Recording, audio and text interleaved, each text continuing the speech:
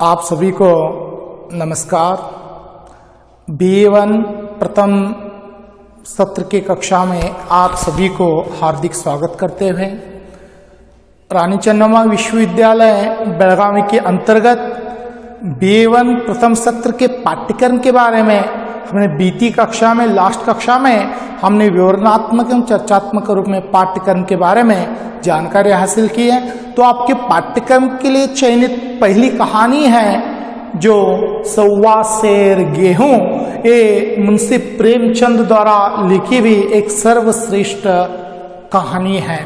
तो मुंशी प्रेमचंद जी का जन्म 31 जुलाई 1880 एक लम्ही नामक देहांती गांव में वाराणसी के नजदीक उनका जन्म होता है और उनका जीवन काल है 8 अक्टूबर 1936 उनका देहांत होता है। तो इस बीच में उनके जीवन काल के अंदर मुंशी प्रेमचंद जी ने जो हिंदी साहित्य के लिए उनकी सेवा एक चिरस्मरणीय है और हिंदी साहित्य को यानी स्वर्ण व अमर बनाने वाले एक श्रेष्ठ उपन्यासकार माने जाते हैं। तो मुंशी प्रेमचंद ने यथार्थवादी सामाजिक परिवेश हो, किसानों की समस्याओं हो, दहेज प्रथा की समस्या हो, ऐसी समस्याओं को लेकर उन्होंने 12 उपन्यास और 300 कहानियां जो मानस सरोवर के अंदर संकलित हैं, 8 खंडों में विभाजित हैं और 2 नाटक जो प्रेमचंद द्वारा लिखी हुई करबला उनका श्रेष्ठ नाटक है। तो उस प्रकार जैसे प्रेमचंद जो हिंदी साहित्य के एक उपन्यास सम्राट माने जाते हैं, उनका सर्वश्रेष्ठ उपन्यास है गोदान 1935 में लिखा हुआ एक श्रेष्ठ उपन्यास माना जाता है। तो वही प्रेमचंद ने लिखी हुई सौवा शेर गेहूं, ये क्या इस कहानी का एक मूल अंश है। यानी किस प्रकार जैसे किसानों पर होने वाले जमींदारों का प्रताड़ना, जैसे किस प्रकार जैसे किसानों जमींदारों से कर्ज लेकर ऋण लेकर किस प्रकार जैसे किसान अपने जीवन पर जैसे मेहनत कर कर जैसे उसका यानी ऋण चुकाने में उनका जीवन चला जाता है। ऐसा एक सौवा शेर गेहूं के अंदर एक शंकर नामक किसान के जीवन से संबंधित इस कहानी के अंदर कहानी के यानी मूल कथा को चयनित किया गया है। तो कहानी के अंदर प्रमुख पात्र यहाँ पर दिखाई देते हैं। जैसे किसान है शंकर इस कहानी का यही एक नायक के रूप में दर्शाया प्रेमचंद जी ने। दूसरा है पात्र शंकर की पत्नी है। तीसरा विप्र महाजन से जैसे शंकर ने सौवा शेर जो गेहूं लेता है उसके बारे में कहानी के अंदर अपनी विवरणात्मक जानकारी हासिल करेंगे। चौथा है मंगल, ये शंकर का छोटा भाई है। तो उस प्रकार जैसे सौवा शेर गेहूं के अंदर एक देहांती परिवेश और एक किसान की समस्याओं को और एक गरीबी एक अर्थार्थवादी स्वतंत्र भारत की पूर्व के अर्थार्थवादी हालात को जो प्रेमचंद ने इस कहानी में अपने विचारों को व्यक्त करने की कोशिश की है। तो हमने इस कहानी में विवरणात्मक रूप से इस कहानी को यहाँ पर अध्ययन करेंगे। किसी गांव में एक शंकर नाम एक कुर्मी किसान रहता, सीधा साधा गरीब आदमी था, अपने काम से काम न किसी के लेन में किसी के देन में। तो देखिए एक देहांती गांव में एक शंकर नामक किसान रहता था, अपने काम से मतलब रखता हो, न किसी से लेन न किसी से देन, जैसे अपने काम से मतलब अपने जीवन में खुश था। छक्का पंजा न जानता, छल प्रपंच उसे छूत भी न लगी, तगे जाने की चिंता न थी, तग विदा न जानता, भोजन मिला खा लिया न मिला, चबेरे पर काट दी चबेना भी न मिला तो पानी पी लिया और राम का नाम लेकर सो गया। एक साधारण एक सिंपल उसका एक जीवन था शंकर का। तो देखिए किस वक्त किसान का एक गरीब किसान के हालात ऐसी होती है, एक वक्त का उन्हें खाना नसीब होता है, एक वक्त का खाना नसीब नहीं होता। ऐसे हालात में जैसे राम का नाम लेकर पानी पीकर जैसे शंकर सो जाता था। यानी टग विधाता, किसी को धोखा देना, किसी को झूठ बोलना, किसी का चोरी करना, ऐसा उसके जीवन से कोई मतलब नहीं था। एक शंकर एक सामान्य एक किसान था और इस निवृत्ति मार्ग का त्याग करना पड़ा। जब कोई अतिथि द्वार पर आ जाता है तो उसे निवृत्ति मार्ग पर त्याग करना पड़ता। विशेष जब साधु महात्मा पादार्पण करते उसे अनिर्वृत्त संसारिकता की शर्त लेने पड़ती। खुद भूखा सो जाता, साधु को कैसे भूखा सुलाता? भगवान के भक्त जो ठहरे तो। लेकिन धर्म के ऊपर उसका भरोसा, जैसे एक भक्ति, एक आचरण जैसे लेकर शंकर चलने वाला एक ऐसा किसान था। जब कोई उसके घर भिखारी आता तो भीख न कैसे देता, और उसमें तो एक महात्मा, एक साधु संत उसके द्वार पर एक दिन क्या करता है, जैसे पादार्पण होता। तो उसका जीवन जितनी वो मेहनत करता उतना उसका परिवार का गुजारा होता। एक वक्त उन्हें खाना भी नसीब न होता। जब शंकर के द्वार पर एक किसान आता है तो किसी की मदद लेकर उस महात्मा के भोजन की तैयारी के लिए जुटने के लिए आगे बढ़ता है। एक दिन संध्या का समय एक महात्मा ने आकर उसके द्वार पर डेरा जमाया। जैसे इवनिंग संध्या का समय हो गया था, 5-6 बजे का समय हुआ था, एक महात्मा आकर उसके द्वार पर डेरा जमाता है, यानी मुक्काम रहने के लिए आ जाता है।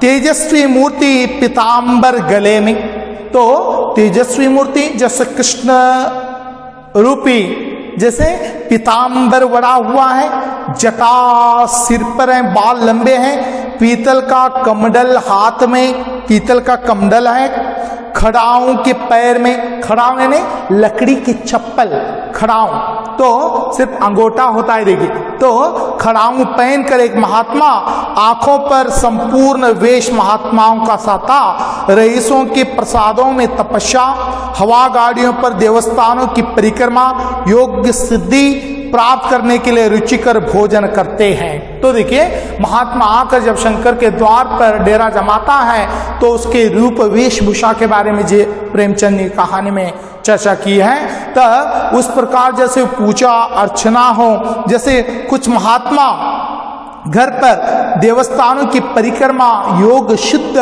करने वाला, प्राचीन काल में जो चाहे घर में जो रुचिकर भोजन करते हैं। कोई भी जब महात्मा आता है घर के अंदर क्या करते हैं, रुचिकर भोजन। जब देखिए हमारे घर में कोई मेहमान आता है तो देखिए उस दिन हमारे घर में एक रुचिकर भोजन बनता है। तो उसी प्रकार शंकर के घर एक दिन महात्मा आते हैं तो उनके लिए एक रुचिकर भोजन बनाना, उनका पेट भरना एक मकसद था शंकर का।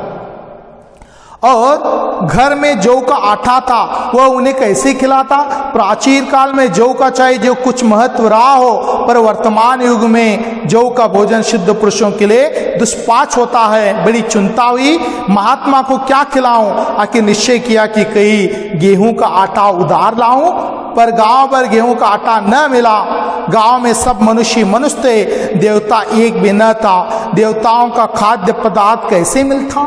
तो देखिए घर के अंदर जौ यानी जारी का आटा था, तो कोई महात्मा को जौ यानी रोटी कैसे खिलाता? कोई महात्मा आता है, कोई मेहमान आते हैं तो क्या करते हैं, गेहूं के आटे से चपाती बनाते हैं। तो जाता है घर में, गांव में जाता है, कुछ घरों में पूछता है, किसी के भी घर में गेहूं का आटा नहीं मिलता, सबके घर में जौ का आटा होता है। तब उस वक्त शंकर सौभाग्य से गांव की विप्र महाजन के यहाँ से थोड़ा सा मिल जाता है।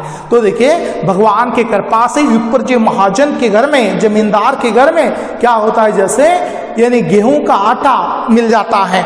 उसे 1.25 सेर गेहूं उधार लिया और स्त्री से तो देखिए क्या करता है, जैसे जौ लेता है, जौ लेकर थोड़ा सा मिला, उसे 1.25 सेर गेहूं उधार लिया, स्त्री से कहा कि पीस दे। महात्मा का भोजन किया, लंबी तान कर सो गए, प्रांत काल आशीर्वाद देकर अपनी राह ले ली। तो विप्रजन महाजन के घर से क्या करते हैं, जैसे शंकर गेहूं लेकर आता है और पत्नी से कहता है चक्की पर पीस कर गेहूं का आटा बनाती है, चपाती बनाती है, खाना खाकर महात्मा सो जाते हैं। और प्रांत काल सवेरे मॉर्निंग 5-6 बजे शंकर को आशीर्वाद देकर महात्मा क्या करते हैं, जैसे अपनी राह देख लेते हैं।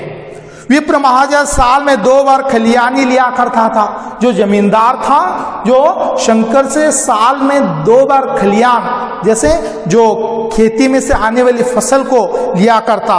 शंकर ने दिल में कहा 1.25 सेर गेहूं इन्हें क्या लौटाऊं, पसेरी बदले कुछ ज्यादा खलियान दे दूंगा, यह भी समझ जाएगा, मैं भी समझ जाऊंगा। कहता है शंकर क्या सोचता है, विप्र जी महाजन जमींदार को 1.25 सेर गेहूं क्या देना है, ज्यादा पसेरी गेहूं देऊंगा तो उसके अंदर क्या हो जाएगा, उसका चुकता हो जाएगा, कहकर शंकर सोचता है। चैत में जब विप्र जी पहुंचे तो उन्हें 1.5 पसेरी की लगभग गेहूं दे दिया। अपने उपकरण समझकर उसकी कोई चर्चा न की। क्या करता है, जैसे पसेरी भर, जो 1.25 सेर गेहूं ले आता, पसेरी भर क्या करता है, जैसे गेहूं दे देता है। विप्र जी फिर भी कभी न मांगा। सालों गुजर जाते हैं तो विप्र जी से 1.25 सेर गेहूं का कभी जिक्र न करता है शंकर को। पसेर में चैत्र का महीना है, जो फसल निकलती है खेती में, तब एक पसेरी भरकर क्या करता है, जैसे 1.25 सेर गेहूं के बदले शंकर देता है। सर शंकर को क्या मालूम था 1.25 सेर गेहूं चुकाने के लिए मुझे दूसरा जन्म लेना पड़ेगा, लेकिन उसे मालूम नहीं था शंकर को कि 1.25 सेर गेहूं देने के लिए उसे पूरा दूसरा जन्म भी लुटाना पड़े। तब उस वक्त क्या करता है, जैसे पसेरी अनाज भरकर शंकर क्या करता है, जैसे दे देता है किसी महाजन को। इतने सालों बीत जाते हैं, जैसे सालों बीत जाते हैं, लेकिन 1.25 सेर गेहूं का के बारे में भी शंकर भूल जाता है, लेकिन महाजन नहीं भूलता। तो इस कहानी को प्रमुख रूप से कहानी में प्रेमचंद जी ने जो 1.25 सेर गेहूं के अंदर 5 भागों में इस कहानी को विभाजित किया गया है। तो आज इस कक्षा में कहानी का पहला भाग यहाँ पर समाप्त होता है। सब एक महात्मा द्वार पर आता है, महात्मा के लिए भोजन बनाते हैं, महाजन से 1.25 सेर गेहूं लेकर आता है और चैत के महीने में भी उसे पसेरी अनाज भर कर देता है। तो इस कहानी के पहले भाग में हमने संक्षिप्त रूप में इस कहानी का कुछ अंश को हमने जानकारी हासिल की। तथा हम अगली कक्षा में इस कहानी के दूसरे भाग को हम विवरणात्मक चर्चात्मक रूप में अध्ययन करेंगे। तब तक के लिए आप सभी को धन्यवाद।